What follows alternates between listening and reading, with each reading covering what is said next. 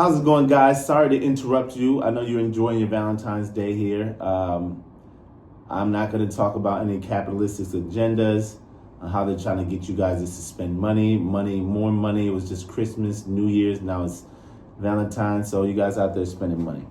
But hey, it's for the loved one, and I'm not going to ruin that for you. But for a moment, real quick, I'm going to need the brothers just to step forward real quick. You know, Chief Mariah does not take a day off. Brothers, please step to the front. We have some business to talk about real quick, and I'm gonna let you get back to your Valentine's Day.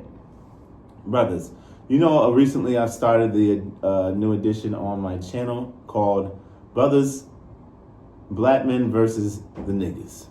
Okay? And right now what we need to do is the black men are gonna take the lead on this one. I got us.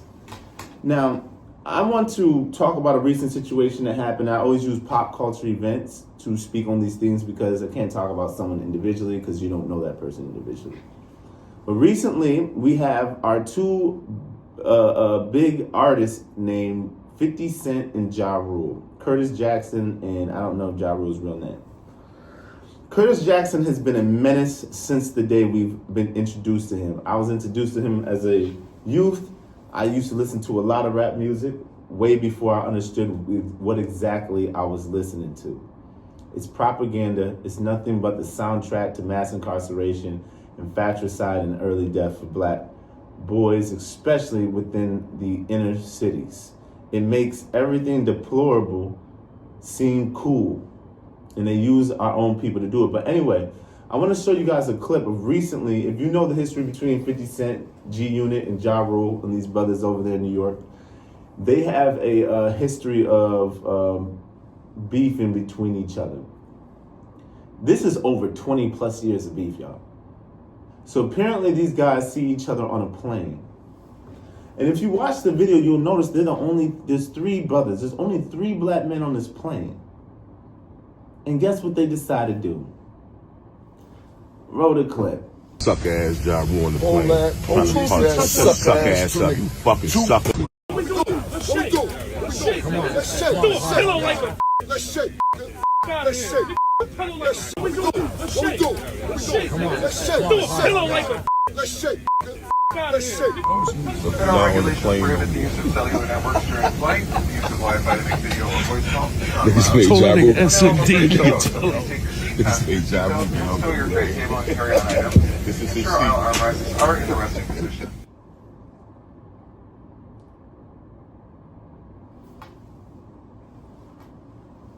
Now, this is the mindset that I'm talking about, right? These guys are in their 50s, 50 grandkids, on a plane beefing, cussing each other out, calling each other out in each other's names. Now, I understand the beef is pretty serious from what I heard, but this is exactly what I'm talking about as far as we already have enough to deal with these crackers on our necks. They don't want to give us employment, no business loans, no nothing. And then you have to look to your own brother. You can't even sit on a plane without someone feeling threatened. Threatened. And this is another reason why I say about this rap culture thing has to go. It's corny. It look corny. The more and more I get older, the more and more corny I'm realizing these rap dudes are. Like, rappers are corny. You have millions of dollars, and this is what you're doing with your time. That's the reason why I say these rappers are nothing but puppets. They don't own their catalogs. They don't own anything. They're just figures used to keep us, the black men, in control and say, hey, that's what you need to be chasing. That's what you need to be, a gangster. Run around fighting other black men. You're 50. You guys look corny. You look stupid. Someone please send this video to Tony Ayo, Uncle Murder. Your name is Uncle Murder, you clown. You're a goofball. Then you guys are all over the internet going to interviews talking about this fight you had with another black man. You corny. You're a coon. Stop it. And us as a youth, we looking to y'all to figure out what we got to do moving forward. Like, I'm trying to look at what my 50s are like. I got to be worrying about this in my 50s.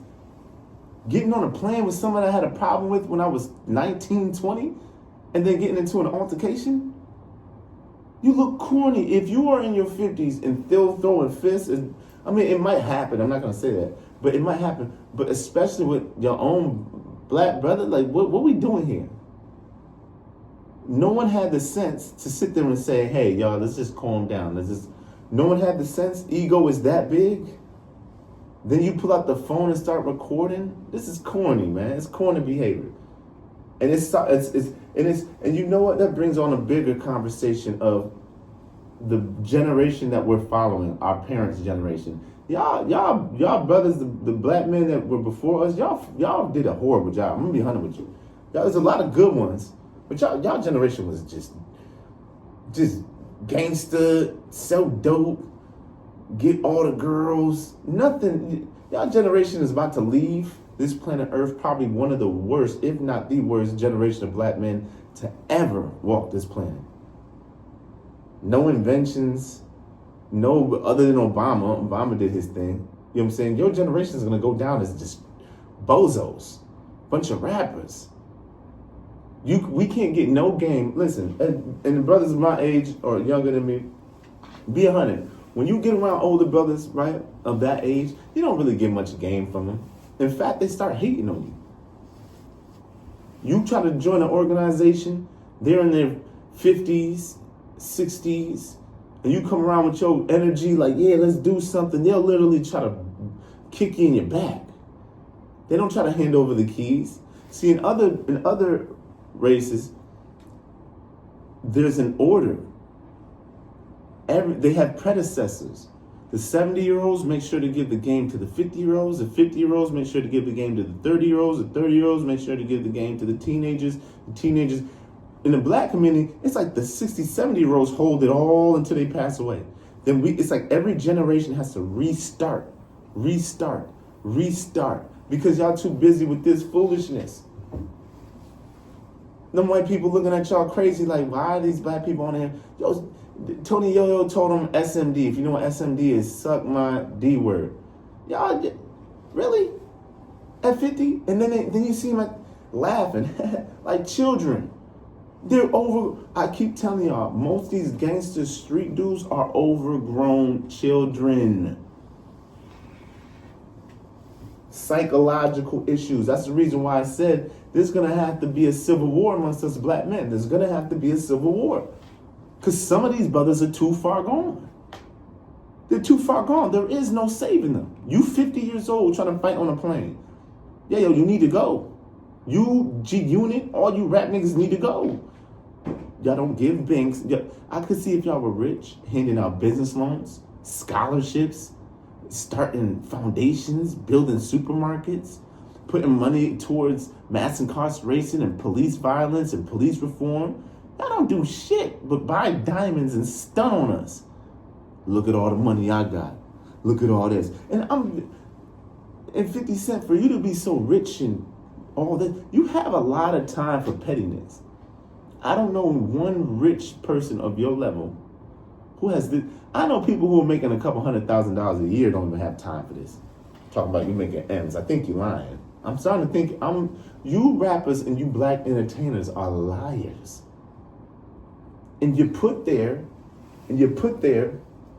by the elites, the Jays. We're not going to get into the Jays right now because I'm starting to realize before we can go fight them, we might have to fight each other to get some of us out of here. Because if we go try to fight them, we're going to have to worry about someone stabbing us in our back before we can get to the real fight.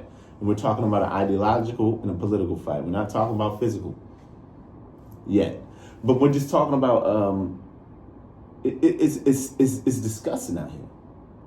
Black men, you know what I'm talking about, black men. That's the reason I'm sorry, sisters, but I got to talk to these brothers. And this is the last point, and I'm going to say it for the sisters. I had a conversation not too long ago with a brother. It was like a three-way call. We were just discussing, black male empowerment, how we're going to move through the future and how we're going to get, just sharing ideas. And in the middle of a conversation of nothing but men, right? Pause. This brother just says randomly at the phone, yeah. And these women, they don't want to cook for us and they don't want to do what their mothers used to do. For one, I found it odd because I'm saying, why is this a bunch of men sitting in here crying and complaining about women? One. And then two, on top of it, Why the fuck does she need to cook for us? We ain't doing shit. Brothers, I'm sorry to break it to you. The black woman is more educated than us on an average and make more than us on an average. We are the only racial group, black men, who women out-earn us, out-educate us. So you sitting over there talking about making her a sandwich. She should make you a sandwich. Maybe you should make her a sandwich. She the only woman that has to go outside of her racial group males to go get a job. So you trying to tell me she has to run to work, listening to all the orders of some white man downtown. Then she got to come home to your black ass and take orders too? The Asian woman can go to the Asian community and get a job from her men. The Latino woman can go to the Latino community and get a job from her men.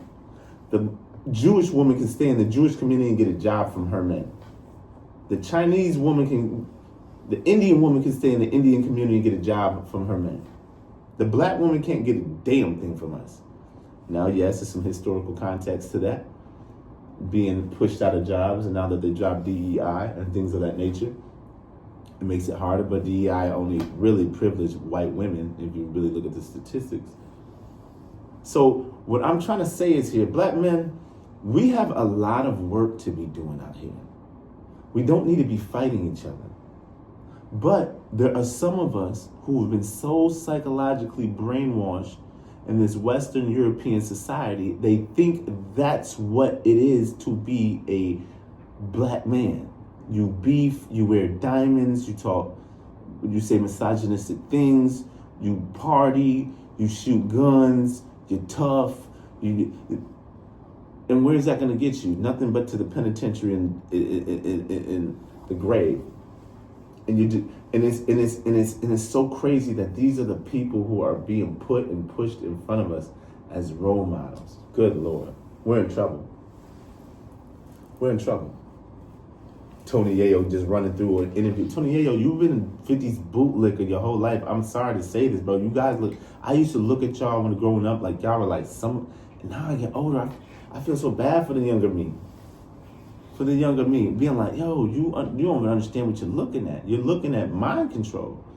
This music, this rap stuff is out of control.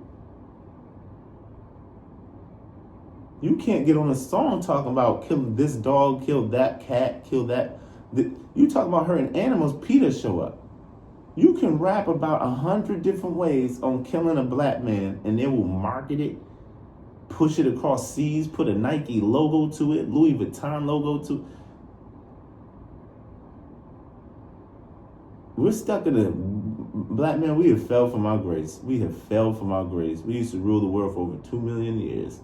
Well, we've been here for 2 million years, for hundreds of thousands of years, millions of years. And now look at us, arguing on a Delta Air flight about, we're stuck in this right now, y'all. Black men, we gotta get to work. We gotta start building our own stuff. The women will not listen to us like that until we can provide for them like that. We can't sit here and call ourselves kings and gods, and we have nothing. They had more in the 50s, 40s, the 20s than we have now. Believe it or not. And I know people are looking like, what do you mean they had more? It was more racism that was shown. It was overt racism. The racism hasn't gone anywhere. It just got quieter. It's smoother. If you don't have the intelligence or the education or the know-how to really see where it's at, if you're not studying economics, political science, psychology, the educational systems, the medical fields, if you're not looking at the NFL and just noticing it's nothing but Mandingo fighting, it's just modern day Mandingo fighting. Only time they show a black man is if he has a ball in the hand or he's rapping. Other than that, shut up, get to the back. Donald Trump just put out a video of Obama as a monkey. That's what they think of us. So all you brothers out there saying it ain't the same, no, it is the same. Go through anywhere in this world, the black man is disrespected. I don't care if you're in Jamaica. I don't care if you're in Africa, even in Africa. I don't care if you're in Japan. We have a lot of work to do. But before we can even begin that work, Because we'll build a building and there's going to be some nigga out there to blow it up. Because he's so psychologically, no, we need white people here. There's not enough white, where are the white people at? I know black men like that. I know black men like that. And just because you have an education doesn't mean you're any better than the nigga on the street with a gun selling drugs. Your mind is damn near the same. It's just that you have a better education. Y'all don't care about your people. You don't care about what's going on. And so we're stuck in this forever loop. Like a dog chasing his tail. Goodness gracious. There's going to have to be something, there's going to have to be a shift. You know what I'm saying? Because once again, these entertainers, these rappers, we're the only racial group to where our entertainers speak for us. The Jewish community, you don't see Adam Sandler up there talking about political stuff. They got LeBron James. LeBron James, what do you think about the police brutality? What the hell are you asking LeBron James for? Why? The hell LeBron James know about police brutality? Why don't you go ask Mark Lamont Hill, Umar, even Setter? You can go even ask, you know what I'm saying? Go ask somebody who does this. But anyway, I got to get up out of here. You guys enjoy your Valentine's Days. Think about it, brothers. And today, cherish that black queen. You know what I'm saying? Cherish that black queen because she is God. Stop expecting her to be, and I know people will say I'm pandering. No, I'm not. To black women. No, I'm being honest. Like, y'all brothers got to stop all this black women, this, black women. You look corny. We're the only people on the internet talking down on our women. I don't see any other racial group doing that. Clowns. But, yeah, so I just had to say that. Is there anything else I want to say? Yeah. Anyway, like, share, subscribe this. We're going to do more. We're going to do some collaborations. Hit me up. I'm going to try to start doing some interviews and stuff of that nature and whatnot. But anyway, y'all know the slogan. Chase knowledge. Don't chase money. Peace, love, positivity. Bra.